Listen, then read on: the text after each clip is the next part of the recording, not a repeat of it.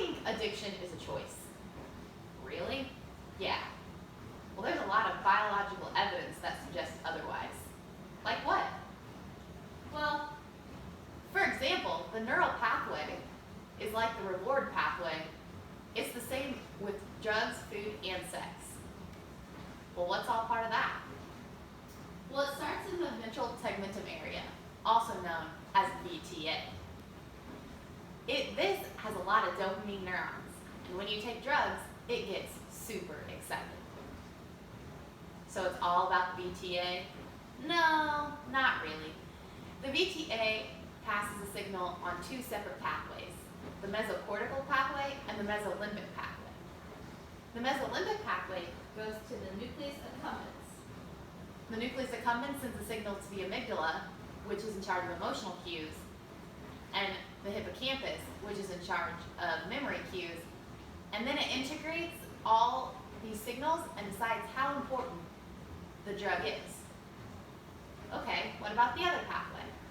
Well, the other pathway, the mesocortical pathway, is in charge of sending signals from the VTA to the prefrontal cortex. Oh yeah, the prefrontal cortex is in charge of judgment. Yeah, exactly. Especially the OFC, or orbital frontal cortex. When this signal gets there, it decreases inhibitory control. So the person just wants the drug and can't help it?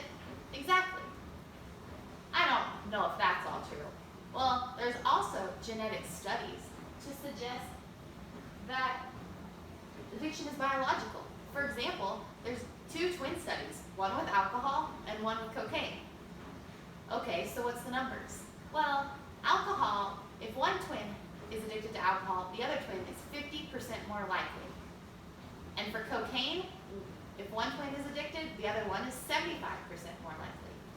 Well, and even for parents, if a parent is addicted, their child is 8 times more likely to be an addict. Wow, 8 times? Yep. So how does the body even stay alive? Well, the brain does this cool thing called neuroadaptation. So the brain operates on a series of positive and negative reinforcements.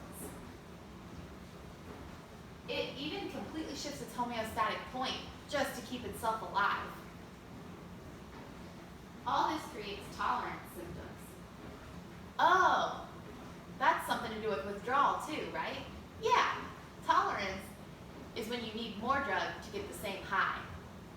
Okay, and withdrawal symptoms, that's what happens when you don't get that high. Right, like shakes, headaches, and those angry spells.